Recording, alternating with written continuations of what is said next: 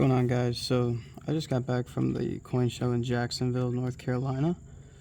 They do it every 6 months with the Jacksonville Coin Club. I was there last year. So today is Sunday the 16th of October, and they had maybe like 10 to 20 dealers there. They had a lot of cool stuff. They had poured silver, like hand poured silver art, tons of numismatic coins, meaning all this stuff you see right here. And they had bullion, tons and tons of bullion, big 10-ounce silver bars, bigger than that. They had all sorts of gold. They had jewelry. They had coin supplies too. I don't have the coin supplies that I bought because it's nothing special. So anything you can need, like cleaning supplies when people clean their stuff, cases, books, tons and tons of Dansko albums, and a lot of really cool local dealers and dealers from, anywhere from 2 to 3 hours away or just about an hour away in the next city over. So they had a lot of stuff there, and apparently the crowds were really, really busy. The first couple hours they were there. I showed up on Saturday around 1-ish, I think, and I stayed until about 5. And I didn't even get to all the tables. And then I showed up today around 2, a little before 2, and then I stayed until roughly 3:30 maybe. Anyways, the first thing I had a list. So I got some peace dollars, and these are all just about uncirculated, really nice coins. The problem is, this is a dealer that I usually see him at the shows because I go to his business partner's shop all the time. It's about an hour away in Morehead City. He's got a really cool shop. The only thing you see here is these are all like the average dates, the 21 Morgans, the 1923, 22, 24. I got the 24 because that's not as common. And they're all, mint state. They all have tons and tons of luster. Like, just a great amount of luster on these coins. Hardly any scratches. There's a great deal on these coins. So I bought all these from the same dealer. And that was the first thing I bought. Apparently he had other dates, like better dates in the same condition for the same price, but apparently some guy got there, and as soon as he got there, he bought, all the dates that weren't 21s or, 22, 23 peace dollars. So, oh well, you gotta get there early if you want to get the really good stuff. And by the way, I'm just outside. I'm at a park because today's a beautiful day. So I figured, let's use the natural sunlight and be outside a little bit. It's good to get outside. We'll stick with the numismatic coins for now. Let's go with this thing next, because this is one of the coolest things I picked up. It's an 1880S, mint state 63. It says obverse, deep mirror proof-like, right? So annex will grade obverse or reverse, deep mirror proof-like or proof-like. The reason why I got this one wasn't for the proof-like designation, really. It was for the toning on the coin. I don't know if my camera's picking it up. I hope it is. But this coin has really remarkable toning. And actually in the sunlight, it's a little bit harder to see it. But it has great luster. The reverse of this coin looks completely flawless. Like, okay, maybe there's a little smudge right up there. Everywhere else on this coin is flawless. And I think this coin is undergraded. You see a little bit of marks on the face, but they aren't really marks. It's just like smudges, and there's really no actual scratches, like bag marks right there you see on every single Morgan. I've seen 64s and 65s that look worse than this, get a higher grade. They get 64s or 65s, and they look worse than this coin. Not saying they're bad coins, but I'm saying they look like a lower grade. And so I think this coin is undergraded, And I think they're really harsh when it comes to proof-like or deep mirror proof-like. They'll be really hard on the grading just because it's a proof-like. Had this coin not have that nice glossy, mirrored background, it'd get a 65 all day, So I think they were harsh on it.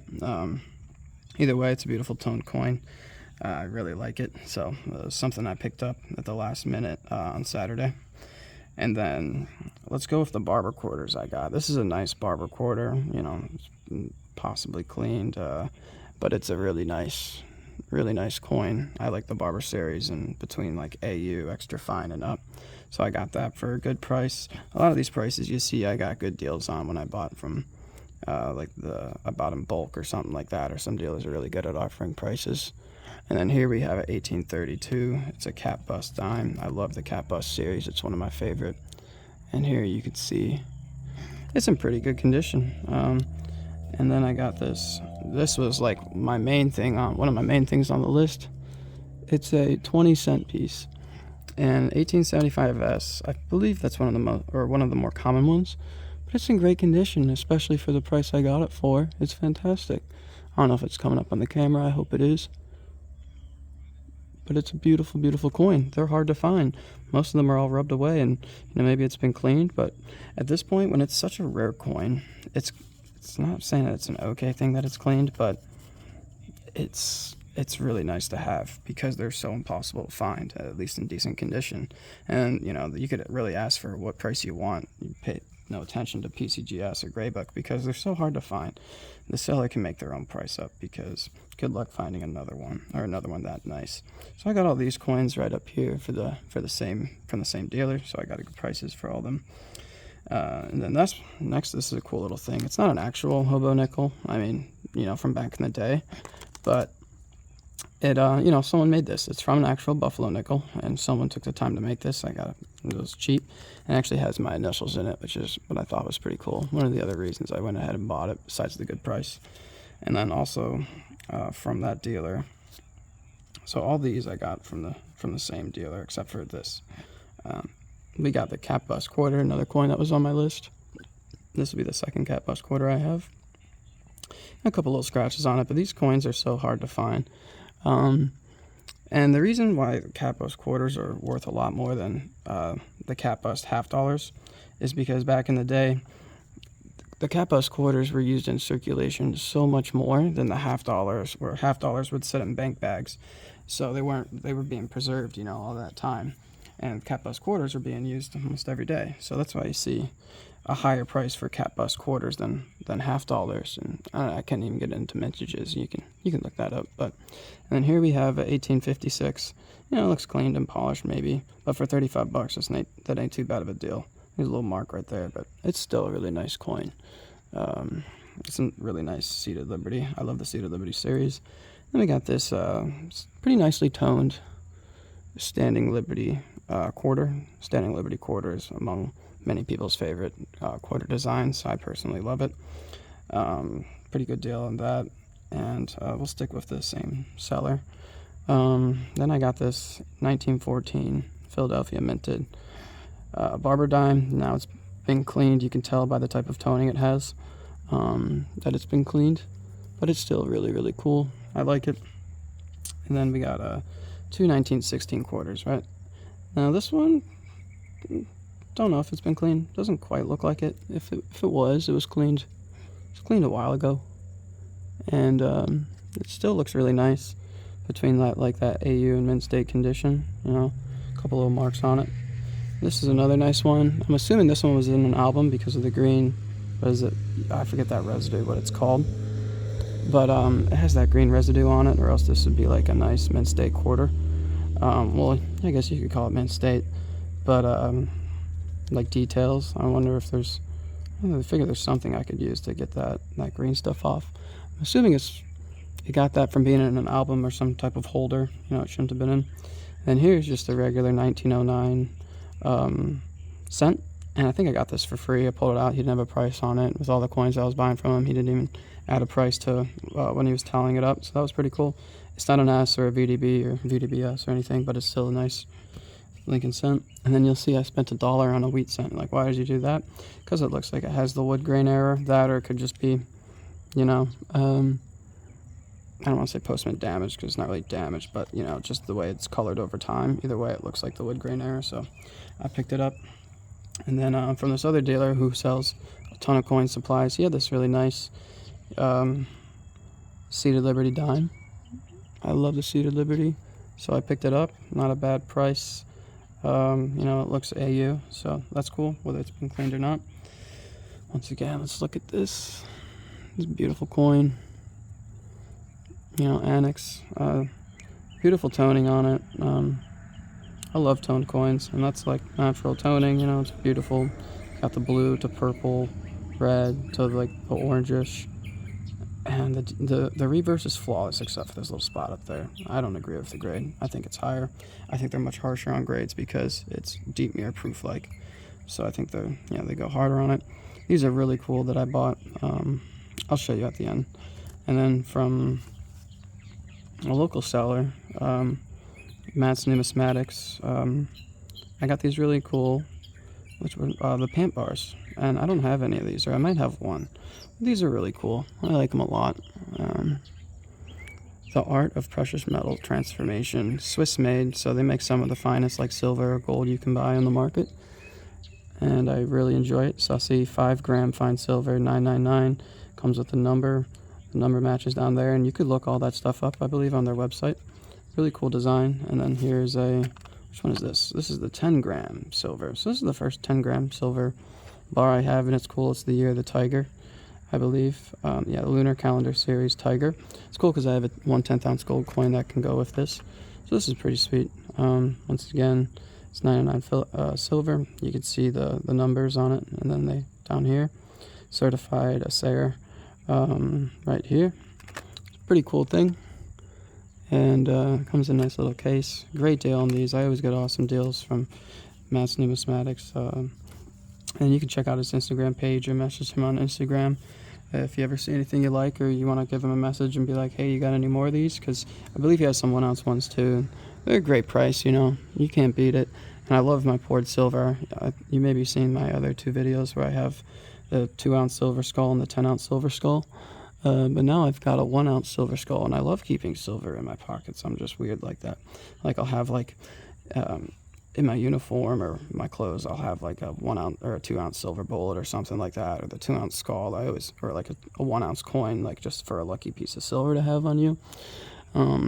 This is going to be my new pocket piece, I call it. So it's 1 ounce. I'm not even going to put a bag in it because it feels so cool in the hands. I love having stuff like this, you know. Got a great deal on this once again from Matt's Numismatics. Really cool stuff.